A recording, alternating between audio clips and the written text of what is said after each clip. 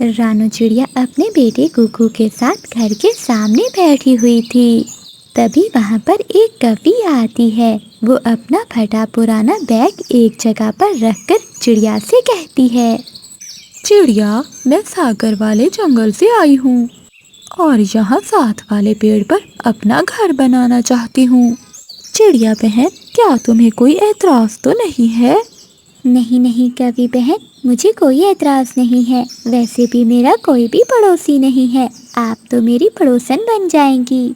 इस तरह हम दुख सुख में एक दूसरे का साथ देंगी। फिर गौरी कौवी अपना काम शुरू करती है। वो लकड़ियाँ जोड़कर अपना घर बनाने लगती है और रानू चिड़िया अपने बेटे कुकू के साथ दाना लेने चली जाती है। कुकू बेटे, आज घने जंगल से हमें दाना नहीं मिला। फिर वो दोनों माँ बेटा मैदान की ओर जाते हैं। मम्मा, वो देखे चावल का दाना। आज हम चावल की खीर बनाएंगे। ये सुनकर मम्मा चिड़िया भी बहुत खुश होती है। हाँ कुकू बेटे, मैं किसान की पत्नी से शक्कर ले आऊंगी। फिर हम दोनों मिलकर बनाएंगे चावल की खीर। फिर कुकू चावल लेकर घर चला जाता है और रानू चिड़िया किसान की पत्नी से शक्कर लेने चली जाती है। माँ जी, क्या आप मुझे थोड़ी सी शक्कर दे देंगी? चिड़िया, शक्कर से क्या बना रही हो तुम? माँ जी, आज मेरे बेटे को चावल की खीर खाने का बहुत मन है। चावल तो हमें मिल गए हैं, परंतु शक्कर नहीं थी। अगर आप मुझे थोड़ी सी शक्कर दे दें तो मेरा बेटा खुश हो जाएगा। चिड़िया, तुम यहीं बैठो, मैं अभी तुम्हें कुछ देती हूँ। फिर किसान की पत्नी अपने घर में जाती है और एक डिब्बा लेकर चिड़िया के पास आती है। चिड़िया, इस डब्बे में चावल की खीर है, मैंने अभी अभी बनाई है। ये तुम ले जाओ, तुम भी खा लेना और अपने बेटे को भी दे देना, और जो बचे उसे अपने दोस्तों को दे देना। माँ जी, आप बहुत अच्छी हैं। रानू चिड़िया खुशी खुशी वो डिब्बा उठाते हुए अपने जंगल की ओर जाती है। रास्ते में रानू चिड़िया को प्यास लगती है। वो अपना डिब्बा एक जगह रखकर नदी से पानी पीने लगती है। पड़ोसी कौवी जो जंगल में नई नई आई थी, वो चिड़िया का डिब्बा लेकर भाग जाती है। अरे अरे, मेरे चावल की खीर वाला डिब्बा कहाँ गया? अभी तो मैंने यहीं रखा था। अब मेरा बेटा क्या खाएगा? वो कितना खुश था, लेकिन मैं अपने बेटे को चावल की खीर ना खिला सकी। निराश होकर रानू चिड़िया वापस अपने घर चली जाती है।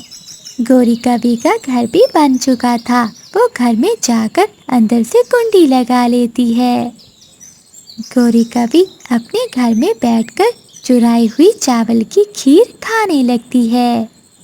डिब्बा भरा हुआ था, परंतु गौरी कौवी तो खीर खाई ही जा रही थी।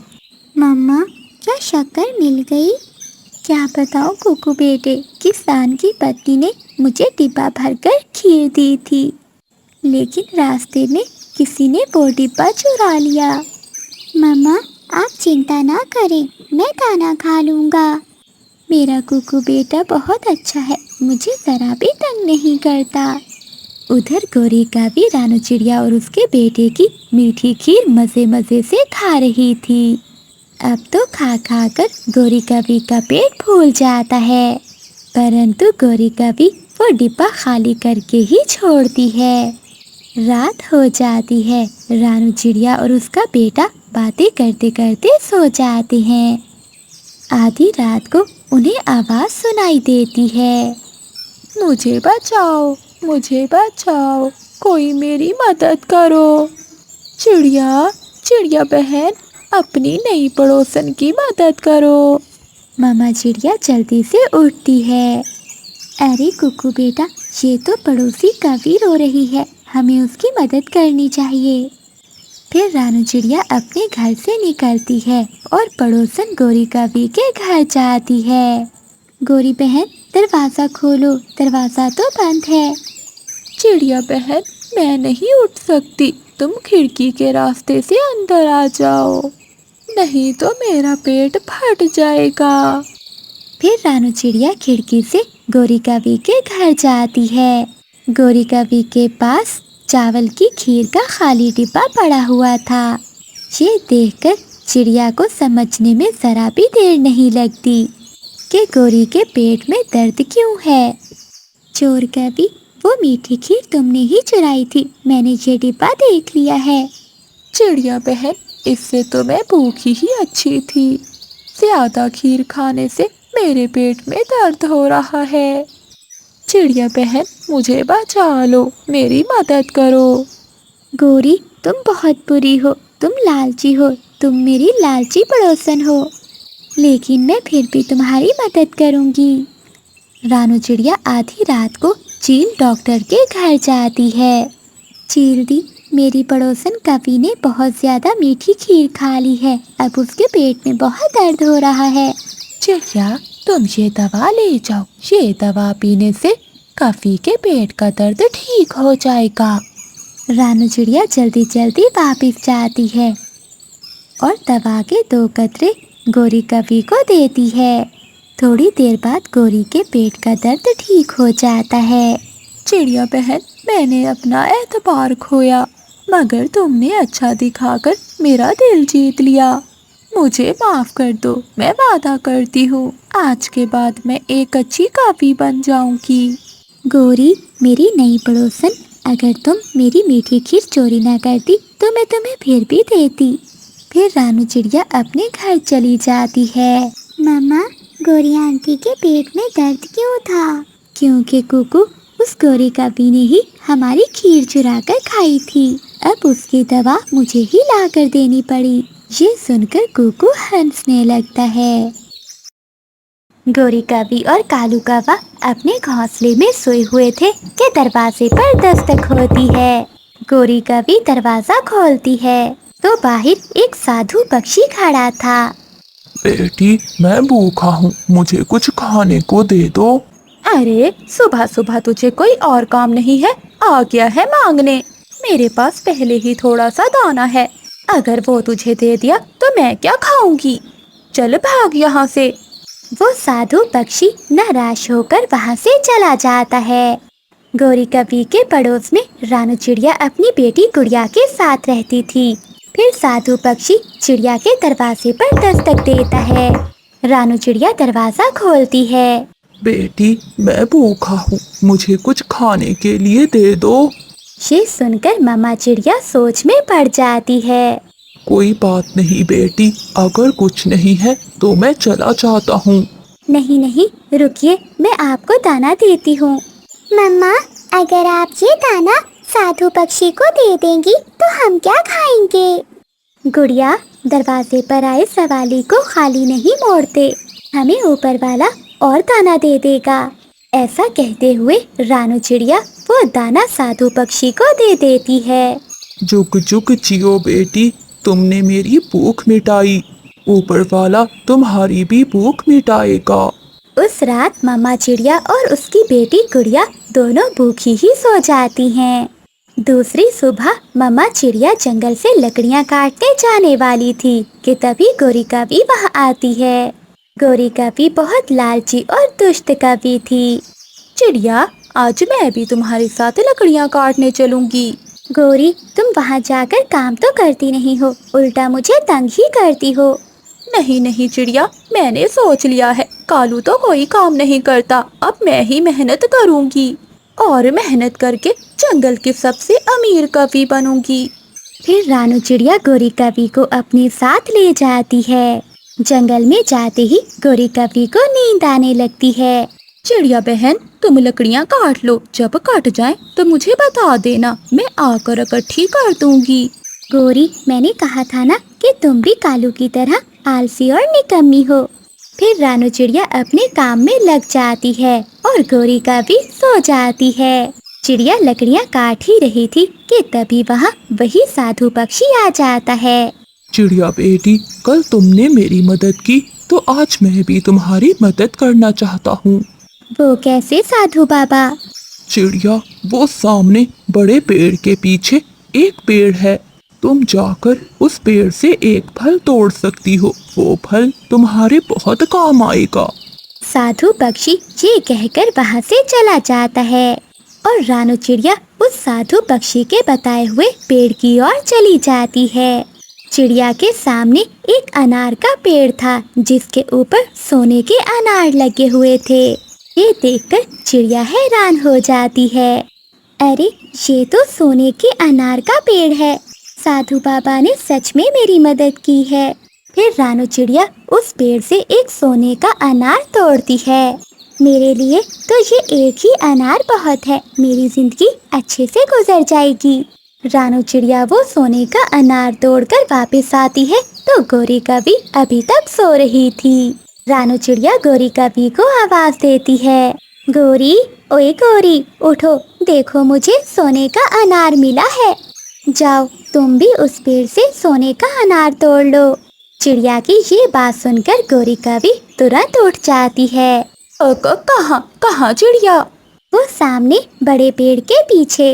रानू चिड़िया अपने सोने का अनार लेकर घर चली जाती है। गौरी कवि भी दौड़कर उस सोने वाले अनार के पेड़ पर जाती है। अरे वाह, मैं तो अमीर बन गई। अब जल्दी से घर से टोकरी लेकर आती हूँ और कालू जी को भी। फिर हम ये सारे अनार तोड़कर अपने घर ले जाएंगे। गौरी कवि खुशी खुशी अपने घर जाती है। कालू, कालू, उठो उठो, सुनो मेरी बात सुनो। जल्दी से टोकरी उठाओ और मेरे साथ चलो। गौरी, क्या हुआ? क्यों ऐसे शोर मचा रही हो? गौरी कवि सारी बात कालू कवि को बताती है। चलो गौरी, जल्दी से चलो, कहीं ऐसा ना हो कि हमसे पहले कोई पक्षी वो सोने के अनार तोड़ कर ले जाए। फिर कौवा और कवि अपनी टोकरी लेकर जल्दी से जंगल की ओर जाते हैं। रास्ते में कौवा और कवि को वही साधु पक्षी मिलता है। कौवे और कवि, लो, ये सोने का अनार ले लो और वापस चले जाओ। मैंने तुम्हारी इच्छा भी पूरी कर दी। चल चल हट, मैं तो उसी सोने के अनार वाले पेड़ से ही अनार लूंगी और हाँ, सारे ही अनार तोड़ूंगी। हाँ साधु बाबा, तुम ये अपना अनार किसी और पक्षी को दे देना। फिर कौवा और कवि भागते हुए सोने के अनार के पेड़ के पास जाते हैं और उस पेड़ से सोने के अनार तोड़ तोड़ कर अपनी टोकरी भर लेते हैं। ऐसे वो कौवे वो पेड़ खाली कर देते हैं और सारे अनार लेकर अपने घर चले जाते हैं। कालू जी, एक बार मैं टोकरी से सोने के अनार गिन लूं। गौरी कवि जब टोकरी से कपड़ा हटाती है तो अंदर गले सड़े हुए अनार थे। ये देखकर कौवा और कवि रोने लग जाते हैं। कालू, कालू, ये कैसे हुआ? कैसे हमारे सोने के अनार इन गले सड़े अनारों में बदल गए? गौरी, ये सब हमारी लालच की वजह से हुआ है। अब जल्दी से भागो, उस साधु पक्षी से वो सोने का अनार ले लेते हैं। फिर वो कवि जंगल वापस जाते हैं और पूरा जंगल घूमते हैं, लेकिन अब वो साधु पक्षी वहाँ से जा चुका था। ऐसे वो कवि अपने लालच की वजह से खाली पंखों घर लौट आते हैं। जंगल में गर्मी बढ़ रही थी। मिठू तोता, कबूतर और कालू कौवा तीनों एक घने पेड़ के नीचे बैठे हुए थे। दोस्तों, आज बहुत गर्मी है। ऐसे गर्मी के मौसम में नदी में नहाने को मन कर रहा है। हाँ कौवे, मैं भी जाऊंगा। हाँ कबूतर यार, मैं भी जाऊंगा, मैं भी जाऊंगा। फिर वो तीनों दोस्त नदी के ठंडे ठंडे पानी से नहाने चले जाते हैं। कालू कौवा तो ऊंचे पेड़ पर बैठकर नदी में छलांगे लगा रहा था। वो सब बहुत एंजॉय कर रहे थे। मिठू तोता और कबूतर पेड़ से छलांग लगाने के लिए डर रहे थे। कोई नहीं कर सकता, मेरी तरह पेड़ से ऊंची छलांग कोई नहीं लगा सकता। कबूतर, चलो हम भी छलांग लगाते हैं। मिठू, ना भाई ना, मुझे तो बहुत डर लग रहा है। नदी में नहाने के बाद कालू कौवा अपने दोस्तों से कहता है, यहाँ से थोड़ी दूर एक आमों का बाग है, चलो हम सब वहाँ मीठे आम खाने चलते हैं। मगर कालू कौवे, वो बाग तो चील का है, वो हमें पकड़ लेगी। हो, तुम चिंता ना करो, मैंने अपने मामा जी से सीख रखा है कि चोरी कैसे करते हैं। तुम चिंता ना करो, हम अच्छे से चोरी करेंगे और आम चुरा लेंगे। फिर कालू कौवा मिठू तोते और कबूतर को अपनी बातों में लगाकर चील के बागीचे में ले जाता है। सुनहरी चील एक बड़े आम के पेड़ के नीचे सो रही थी। तुम दोनों यहाँ बैठो, पहले मैं आम चुरा कर लाता हूँ, बाद में तुम दोनों भी आम चुरा लेना। कालू दोस्त, जरा जल्दी आना, मुझे बहुत डर लग रहा है। फिर कालू कौवा चुपके से जाता है और 2-3 आम चुरा लेता है। चील की आंख भी खुल जाती है। कौन कौन है पेड़ के ऊपर? चील की आवाज सुनते ही वो तीनों दोस्त वहाँ से भाग जाते हैं। वो सारे दोस्त दूर जाकर रुकते हैं। बच गए दोस्तों, हम बच गए। यार कौवे, अब हमें एक एक आम दे दो। ना कबूतर ना, ये आम मैंने चुराए हैं, ये आम मैं ही खाऊंगा। एक मेरा और एक मेरी पत्नी का। फिर कालू कौवा वो आम लेकर अपने घर की ओर चला जाता है। फिर मिठू तोता और कबूतर बहुत नाराज होते हैं। वो भी अपने घर की ओर चले जाते हैं। जब वो दोनों चिड़िया के घर के पास से गुजरते हैं तो चिड़िया उन्हें आवाज देती है। मिठू और कबूतर भैया, यहाँ आए, मेरी बात सुने। रानू चिड़िया की आवाज सुनकर मिठू तोता और कबूतर चिड़िया के घर जाते हैं। मिठू भैया और कबूतर भैया, ये लो, ये आम खा लो। परंतु चिड़िया बहन, ये आम कहाँ से आए? मिठू भैया, ये आम मुझे चील दी देकर गई हैं और उन्होंने ही कहा था कि ये आम मैं अपने दोस्तों को भी दे दूं। ये सुनकर मिठू तोता और कबूतर बहुत शर्मिंदा होते हैं। चिड़िया बहन, हमें माफ कर दो, हमसे आज बहुत बड़ी गलती हो गई। हम कौवे की बातों में आकर चील के बाग से आम चोरी करने चले गए। मिठू और कबूतर, तुमने अच्छा नहीं किया। तुम तो जानते हो कि वो चील हमारे जंगल के पक्षियों की रक्षा करती है। अगर चील को पता चल जाता कि आप दोनों बाग की चोरी कर रहे हो तो हमारी कितनी बेइज्जती होती, और वो कभी फिर से हमारे जंगल के पक्षियों पर विश्वास नहीं करती। फिर मिठू तोता और कबूतर चिड़िया से वादा करते हैं कि वो दोबारा कभी चोरी नहीं करेंगे। उधर गौरिका भी चोरी का आम खाकर बहुत खुश थी। कालू जी, मुझे अब कोई चिंता नहीं है, तुम तो बहुत अच्छे चोर बन गए हो। कालू जी, अब तो हम 2-2 चोरियां करेंगे, एक तुम और एक मैं। गौरी, मिठू और कबूतर भी मेरे साथ थे, मगर वो डर कर भाग गए, लेकिन मैंने फिर भी चोरी की और कामयाब हो गया। कालू जी, ये आम बहुत स्वादिष्ट हैं, कल फिर से जाकर आम चुरा कर लाना। मैं कुछ आम अपनी माँ को भी दे आऊंगी, मेरी माँ को आम बहुत पसंद है। अपनी चोरी की तारीफें सुनकर कालू कौवा बहुत खुश होता है और अगली सुबह वो फिर से चोरी करने के लिए निकल जाता है। वो मिठू तोते और कबूतर के पास जाता है। मिठू कबूतर, चलो आज फिर से चील के बाग से आम चुराने चलते हैं। नहीं कौवे, हमने चिड़िया से वादा किया है कि हम दोबारा कभी चोरी नहीं करेंगे। डर गए, मिठू और कबूतर डर गए। मैं तो चला चोरी करने, तुम दोनों यहाँ बैठकर सूखा दाना खाओ। कालू कौवा चील के बागीचे में चला जाता है। वो ढेर सारे आम तोड़ता है। वो कच्चे आम भी तोड़ता है। वो नीचे आम का ढेर लगा देता है। पीछे से चील भी आ जाती है और वो कालू कौवे को पकड़ लेती है और एक पेड़ से बांध देती है। चील दी, मुझे छोड़ दो। फिर चील एक डंडे से कालू कौवे की खूब पिटाई करती है। गोरी गोरी, जल्दी जाओ, कालू पकड़ा गया है। चील दी के बाग से आम चुराते हुए कालू कौवा पकड़ा गया है। क्या? ये तुम क्या कह रही हो चिड़िया? गोरी कभी भागती है। जब गोरी कभी पहुंचती है तो कालू कौवे की पिटाई हो रही थी। चील दी, माफ कर दो मेरे कालू जी को। मेरे कालू जी फिर कभी चोरी नहीं करेंगे।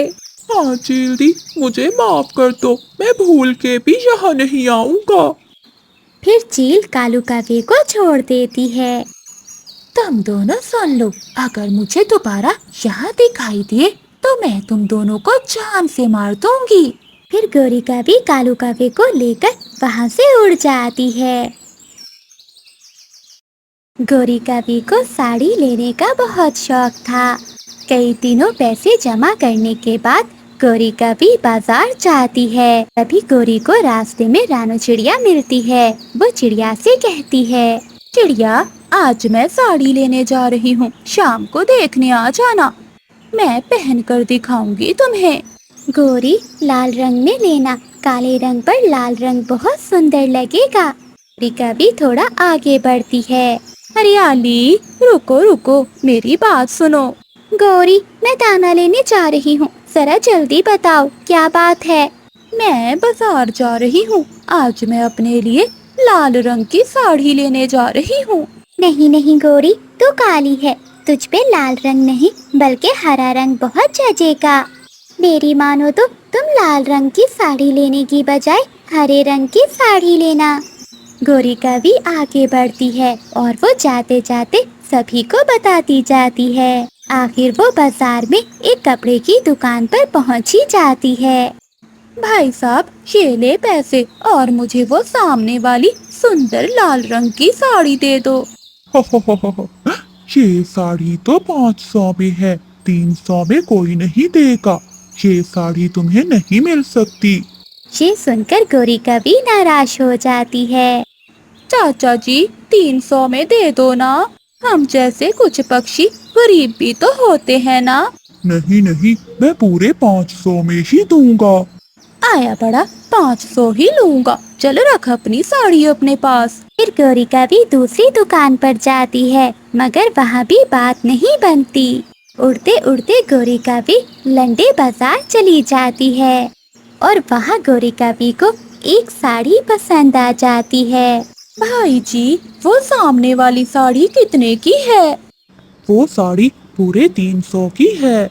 बात बन जाती है। इतने पैसे ही तो गोरी कभी के पास थे। गोरी कभी पूरे 300 में वो साड़ी लंडे बाजार से खरीद लेती है। वो बहुत खुशी खुशी घर आती है। गोरी कभी का पति कालू कौवा दूसरे जंगल में गया हुआ था। जब गोरी कभी साड़ी खोलकर देखती है तो उसमें एक बहुत बड़ा सुराख था। हाय रे मेरी किस्मत, सच ही कहते हैं कि लंडे बाजार से ली हुई चीजें बेकार ही होती हैं। अब मैं क्या करूं? फिर गोरी कभी वो साड़ी लेकर चील दी के पास जाती है। चील दी, मेरी नई साड़ी को चूहे ने काट लिया है, इसे जल्दी से रफू कर दें। गौरी, ये साड़ी तो मैंने कल ही लंडे बाजार में पड़ी हुई देखी थी। हाँ चील दी, लंडे बाजार से ही खरीदी है, बस आप इसे जल्दी से रफू कर दें। फिर गोरी कभी साड़ी को रफू करवाकर अपने घर आती है। घर आकर गोरी कभी वो साड़ी पहनती है, लेकिन वो साड़ी तो इतनी बड़ी थी कि गोरी कभी तो साड़ी उसमें छुप जाती है। कालू, ओए कालू, देखो कैसी लग रही हूँ मैं। हो, गोरी, चुड़ैल चुड़ैल, जैसे कोई चुड़ैल हो। चल गए ना। ये साड़ी तुम्हारी बहुत बड़ी है, जाओ अपनी साइज की लो।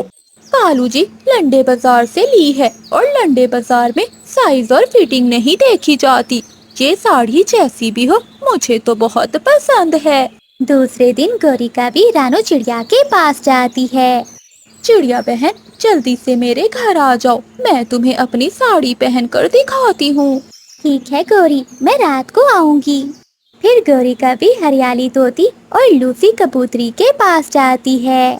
लूसी और हरियाली, रात को मेरे घर जरूर आना, मैं अपनी नई साड़ी लेकर आई हूँ, मैं तुम्हें वो पहनकर दिखाऊंगी। गोरी, किस रंग की ली है साड़ी? खुद आकर देख लेना, बहुत सुंदर है। कालू को तो साड़ी इतनी पसंद आई कि मुझसे कह रहा था कि मैं साड़ी पहनकर ही बाहर जाऊं, मगर मैंने कहा कि मेरी सुंदर सी साड़ी खराब हो जाएगी। रात हो जाती है। रानू चिड़िया, हरियाली तोती और लूसी कबूतरी तीनों गोरी कभी के घर पहुंच जाती हैं। गोरी, अब आ भी जाओ, हम कब से तुम्हारा इंतजार कर रही हैं। थोड़ी देर बाद गोरी कभी अपनी साड़ी पहनकर बाहर आती है। गोरी, ये साड़ी तो किसी बड़े पक्षी की है। हाँ गोरी, ये तुम्हारे पहनी हुई साड़ी जरा भी नहीं जच रही। हाँ गौरी, मुझे लगता है कि तुमने ये साड़ी लंडे बाजार से ली होगी। नहीं नहीं चिड़िया, मेरी ये साड़ी बहुत महंगी है। देखो, मैं कुर्सी पर खड़ी होकर दिखाती हूँ। फिर गौरी का भी कुर्सी पर खड़ी होती है। गौरी को पता ही नहीं चलता कि खिड़की में पड़े हुए दिए से गौरी की साड़ी को आग लग जाती है। आग, आग, गौरी, साड़ी को आग लग गई है। बचाओ बचाओ, कोई मुझे बचाओ। बहुत मुश्किल से वो सब मिलकर गौरी की साड़ी की आग को बुझाते हैं। साड़ी तो बहुत अच्छी थी, परंतु थोड़ी बड़ी थी। गौरी, अब आधी जल गई है, अब पहन कर देखो। फिर वो सब हंसने लगते हैं। गौरी कवि की पहले से 2 बेटियां थी और आज उसके अंडे से एक और बेटी निकली थी। मम्मा, क्या हुआ? आप मुझे देखकर खुश नहीं हुई? बहुत खुश हूँ मेरी बेटी, मगर मैं आपके पापा की वजह से बहुत परेशान हूँ। न जाने इस बार वो अपनी बेटी को अपनाएंगे कि नहीं।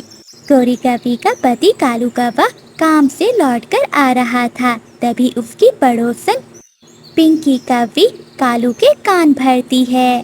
पता है कालू जी, आज फिर से गौरी के अंडे से बेटी निकली है।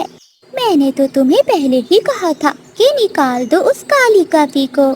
क्या करूं मैं तो पहले ही 2 बेटियों से बहुत परेशान था, ऊपर से तीसरी भी आ गई। अब मैं कैसे उम्र भर इन बेटियों का बोझ बर्दाश्त करूंगा। कालू जी, तुम चिंता क्यों करते हो? मैं तुमसे दूसरी शादी कर लूंगी। बस किसी तरह से अपनी पत्नी और बेटियों को अपने घर से निकाल दो। फिर कालू कौवा गुस्से में अपने घर जाता है। वो घर जाते ही लड़ाई शुरू कर देता है। तू मनहूस है, इसलिए तो तेरे अंडों से बेटियां निकल रही हैं। पति जी, इसमें मेरा क्या दोष है? जरा देखो तो हमारी तीसरी बेटी कितनी सुंदर है। सबसे प्यारी है हमारी छोटी सी मुन्नी। बस बहुत हो गया, अब तुम्हारे लिए मेरे घर में कोई जगह नहीं है। अपनी बेटियों को साथ ले और निकल जा मेरे घर से। पति जी, कृपया करो, बस आज की रात मुझे यहाँ रह लेने दो। सुबह होते ही मैं अपनी बेटियों को लेकर यहाँ से चली जाऊंगी। गौरी कवि की तीनों बेटियां अपनी माँ की ओर देख रही थी, लेकिन कालू कौवे को उन पर जरा भी रहम नहीं आता और वो रात के अंधेरे में ही अपनी पत्नी और बेटियों को घर से बाहर निकाल देता है। गौरी कवि अपनी तीनों बेटियों को लेकर वहाँ से चली जाती है। गौरी कवि अपनी तीनों बेटियों को लेकर एक पेड़ के नीचे बैठ जाती है। माँ, क्या हमें कोई जंगली जीव खा जाएगा? कुछ नहीं होगा मेरी बेटियों को, अभी तुम्हारी माँ जिंदा है। मैं हूँ अपनी बेटियों के साथ। वो रात गौरी कवि अपनी बेटियों को अपने पंखों में छुपाकर गुजारती है और दूसरे दिन वो नदी के किनारे अपनी एक छोटी सी झोंपड़ी बनाती है। अब मेरी तीनों बेटियाँ इस झोंपड़ी में मेरे साथ रहेंगी। मम्मा, हम यहाँ बहुत खुश हैं। यहाँ पापा हमें मारेंगे तो नहीं और ना ही हमारी मम्मा से लड़ाई करेंगे। गौरी कवि अपनी तीनों बेटियों को झोंपड़ी में छोड़कर दाना लेने जाती है तो रास्ते में उसकी पुरानी सहेली रानू चिड़िया मिल जाती है। गौरी, तुम यहाँ? क्या तुम इसी जंगल में रहती हो? हाँ चिड़िया सहेली, मैं अपनी बेटियों के साथ यहीं रहती हूँ। और फिर बातों ही बातों में गौरी कवि अपनी जिंदगी के दुख रानू चिड़िया को बताती है। और जब मेरे तीसरे अंडे से बेटी निकली तो मेरे पति ने मेरी तीनों बेटियों के साथ मुझे घर से निकाल दिया। गौरी बहन, चुप कर जाओ, तुम चिंता ना करो। कल तुम मेरे पास आ जाना। मेरा जंगल में बहुत बड़ा होटल है और मैं जानती हूँ कि तुम बहुत अच्छा खाना बनाती हो। कल से तुम ही मेरे होटल पर खाना बनाया करोगी। फिर अगले दिन से गौरी कवि रानू चिड़िया के होटल पर जाती है। वो स्वादिष्ट स्वादिष्ट खाने बनाती है। गौरी कवि ने अपनी तीनों बेटियों का स्कूल में एडमिशन भी करवा दिया था। ऐसे ही कई दिन बीत जाते हैं और फिर वो दिन भी आ जाता है जब गौरी कवि की तीनों बेटियां पढ़ लिख जाती हैं। कुछ ही दिनों में वो कभी अपनी बेटियों के साथ एक बहुत बड़ा घर भी बना लेती है। मम्मा, अब हम तीनों बहनें आपकी जिंदगी में कोई भी दुख नहीं आने देंगी। हाँ मम्मा, अब हम बड़ी हो गई हैं, हम आपको हमेशा खुश रखेंगी। मम्मा कवि की आंखों में खुशी के आंसू आ जाते हैं। एक दिन गौरी कवि अपनी तीनों बेटियों के साथ जंगल घूमने जा रही थी कि उड़ते उड़ते वो सब अपने पुराने घर तक पहुंच जाते हैं। उनका बाबा कालू कौवा घर के बाहर बैठा हुआ था और पिंकी कवि उसे मार रही थी। निकल जाओ मेरे घर से, मैं तुम जैसे बीमार पक्षी को और बर्दाश्त नहीं कर सकती। मुझे मुझे दवा ले दो, मुझे दवा ले दो, वरना मैं मर जाऊंगा। गौरी कवि और उसकी तीनों बेटियां वहां आ जाती हैं। अपनी पत्नी और बेटियों को देखकर बाबा कौवा फूट फूट कर रोने लगता है। मैंने जो किया था मुझे उसकी सजा उससे भी बढ़कर मिली है। गौरी, मुझे माफ कर दो। मैं कभी भी वो रात नहीं भूल सकती जिस रात तुमने मुझे और मेरी बेटियों को घर से बाहर निकाल दिया था। बेटियां तो बेटियां होती हैं, उन्हें अपने बाबा पर रहम आ जाता है और वो अपने बाबा को अपने साथ ले जाती हैं। बाबा कौवा अपने किए पर बहुत शर्मिंदा था। अब उसे एहसास हो गया था कि बेटियां बेटों से कम नहीं होती। फिर गौरी कवि अपने पति को दवा लेकर देती है और कुछ ही दिनों में कालू कौवा फिर से ठीक हो जाता है। गौरी कवि पहाड़ों पर गुफा में रहने वाले उल्लू बाबा के पास जाती है। उल्लू बाबा, मुझे अपना काला रंग पसंद नहीं है, बस किसी तरह से मुझे गोरी चिट्टी बना दो। हो, मैं अपने जादू से तुम्हें एक ही दिन में गोरी चिट्टी बना दूंगा, परंतु तुम्हें मेरे लिए एक मीठा आम लाना होगा। मीठा आम? वो तो मुझे मिल जाएगा, कबूतर के घोंसले से मीठा आम मुझे मिल जाएगा। मैं अभी जाकर लेकर आती हूँ। फिर गौरी कवि वहाँ से उड़ती है। तुझे कल खाऊं या तुझे आज खाऊं मेरे पके हुए मीठे आम? तेरी खुशबू मुझे बहुत पसंद है, मैं तुझे कल ही खाऊंगा। अभी मैं नदी से पानी पी आता हूँ। कबूतर को आम बहुत पसंद थे। वो अपने आम से बातें करता है और फिर नदी की ओर पानी पीने चला जाता है। पेड़ के पीछे छुपी हुई गौरी कवि कबूतर के जाने का इंतजार कर रही थी। जैसे ही कबूतर जाता है तो गौरी कवि कबूतर के घर में घुस जाती है और वो घोंसले से कबूतर का आम चुराकर वहाँ से भाग जाती है। वो आम उल्लू बाबा के पास ले आती है। उल्लू बाबा, देखो मैं आम ले आई हूँ, मैं पका हुआ मीठा आम ले आई। मुझे पता था कि तुम गोरी बनने के लिए कुछ भी कर सकती हो। वो उल्लू गौरी कवि से आम लेकर खा लेता है और गौरी कवि से कहता है, सुना है तुम्हारे जंगल में कोई चिड़िया रहती है। हाँ उल्लू बाबा, रानू चिड़िया है नाम उसका।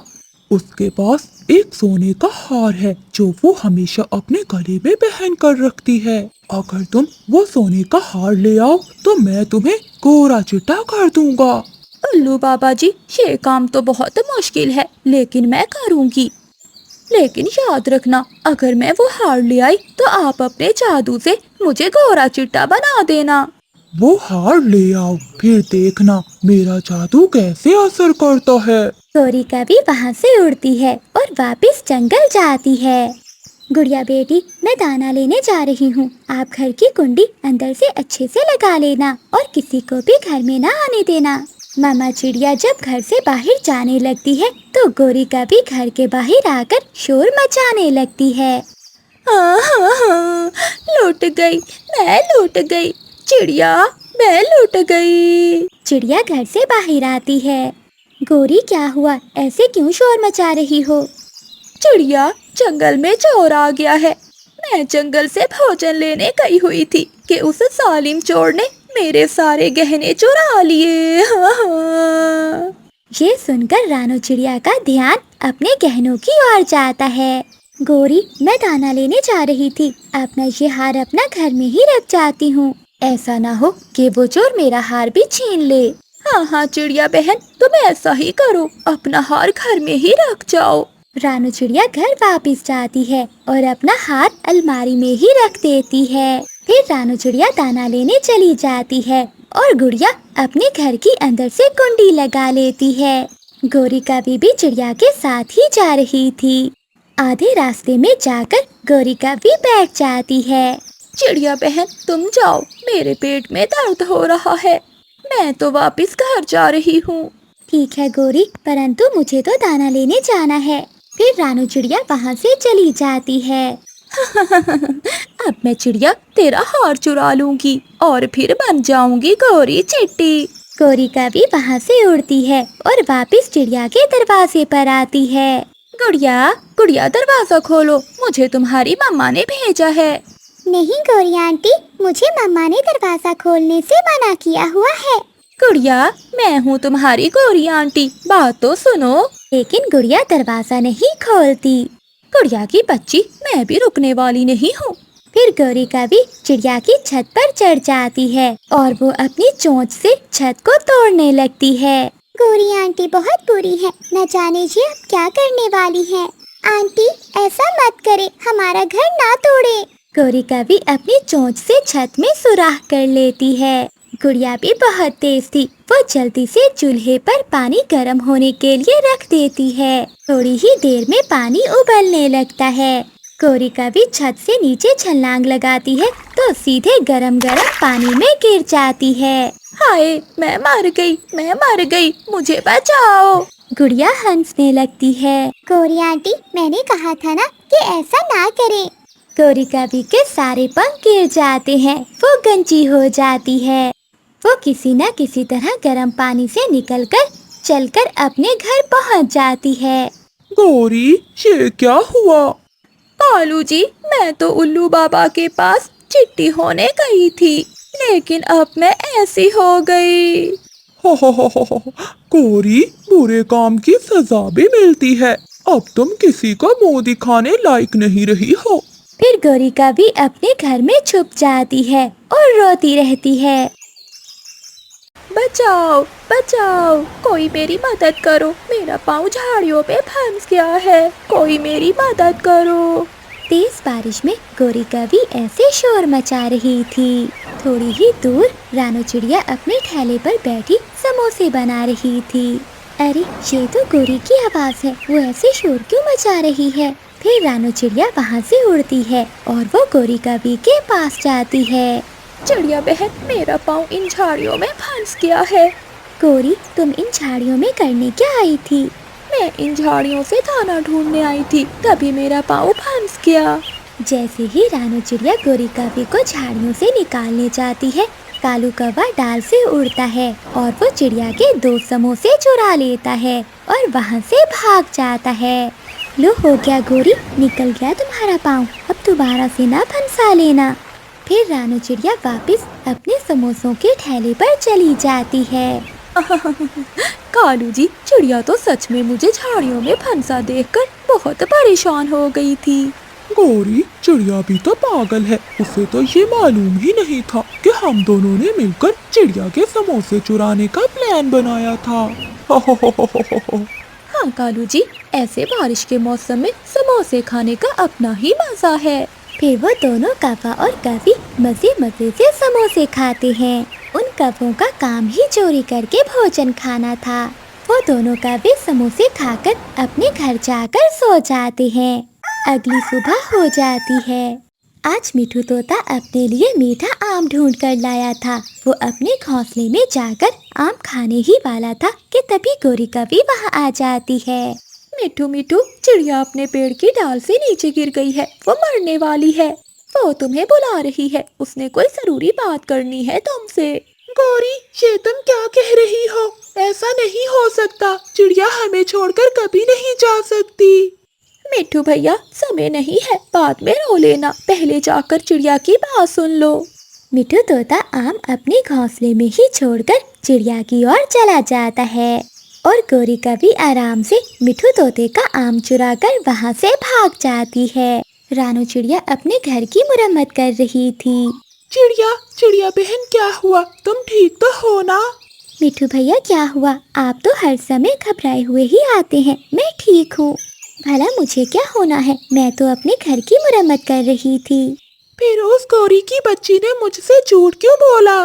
तभी मिठू तोते का ध्यान अपने आम की ओर जाता है। मेरा आम, मेरा आम, वो काली कवि मेरा आम चुरा कर ले जाएगी। मिठू तोता तुरंत अपने घर की ओर भाग जाता है। मिठू भैया रुको, बताओ तो हुआ क्या है? परंतु मिठू तोता तो चिड़िया की बात सुने बिना ही अपने घोंसले में पहुंच जाता है। ले गई, वो काली कवि मेरा आम ले गई। इसीलिए तो उसने मुझे चिड़िया के पास भेजा था। मिठू तोता ऐसे अपने घोंसले में बैठा रो रहा था। देखो कालू, तुम मेरे लिए दाना चुरा कर लाते हो, तो आज मैं तुम्हारे लिए मिठू का आम चुरा कर लाई हूँ, और वो भी दिन में। गौरी, वो मोटी चोंच वाला कैसे तुम्हारी बातों में आ गया? मुझे भी गौरी कहते हैं। गौरी, ये तो मेरे बाएं पंख का कमाल है। ऐसे ही एक दिन शाम के समय गौरी कवि की माँ आ जाती है। माँ, बताओ क्या खाओगी? गौरी बेटी, मुझे तो कबूतर हलवाई के गुलाब जामुन बहुत पसंद हैं। मुझे 2-4 गुलाब जामुन ला दो। कालू जी, सुना नहीं माँ जी क्या मांग रही हैं? हाँ हाँ गौरी, सुन लिया, मैं अभी जाता हूँ। कालू कौवा अपने घर से निकलता है। कबूतर हलवाई अपनी दुकान बंद करने ही वाला था। कबूतर आधी दुकान खुली छोड़कर बाहर बैठा बर्तन धो रहा था कि कालू कौवा चुपके से कबूतर की दुकान में घुस जाता है। पहले 1-2 गुलाब जामुन मैं खुद खा लेता हूँ और बाद में सासू माँ जी के लिए लेकर जाऊंगा। कालू कौवा अपने ध्यान बैठा गुलाब जामुन खा रहा था कि कबूतर आकर दुकान बंद कर देता है। अम्मा, मैं दुकान के अंदर हूँ। लेकिन कबूतर तो दुकान बंद करके वहाँ से चला जाता है। ओह, मैं दुकान में फंस गया हूँ, कोई मेरी मदद करो। ऐसे कालू कौवा मदद के लिए पुकार रहा था, मगर वहाँ कालू की आवाज सुनने वाला कोई भी नहीं था। माँ जी, इतनी रात हो गई परंतु कालू जी अभी तक नहीं आए। हाँ गौरी बेटी, मुझे भी बहुत भूख लगी हुई है, परंतु तेरा कालू अभी तक लौट कर नहीं आया मिठाई लेकर। काफी रात हो जाती है, परंतु कालू कौवा तो अभी तक लौट कर नहीं आया था। फिर गौरी कवि परेशान होकर आधी रात को अपने घर से निकलती है। वो चिड़िया के पास जाती है। चिड़िया, चिड़िया बहन, मेरा कालू पति जी तुम्हारे घर तो नहीं आया? नहीं गौरी, कालू मेरे घर में तो नहीं है। फिर गौरी कबूतर के पास जाती है। कबूतर चाचा, मेरा पति तुम्हारे पास मिठाई लेने आया था, पर अभी तक घर नहीं लौटा। क्या तुमने उसे देखा है कहीं? नहीं नहीं गौरी, मेरी दुकान पर तो कोई भी मिठाई नहीं लेने आया। गौरी कवि समझ जाती है कि उसका पति जरूर कोई न कोई मुसीबत में फंस गया होगा। गौरी कवि थक हार कर अपने घर चली जाती है। माँ, मेरा कालू तुम्हारे लिए गुलाब जामुन लेने गया था, परंतु लगता है मेरे कालू जी को चील पकड़ कर ले गई है। ऐसे गौरी कवि सारी रात रोती रहती है। अगली सुबह जब कबूतर अपनी दुकान खोलता है तो कालू कौवा फुर से वहाँ से उड़ जाता है। कालू के बच्चे, मैं तुम्हें नहीं छोड़ूंगा। तुम रात से मेरी दुकान में मिठाई खा रहे थे। फिर कबूतर डंडा लेकर कालू कौवे के पीछे भागता है, परंतु कालू कौवा तो दूर निकल जाता है।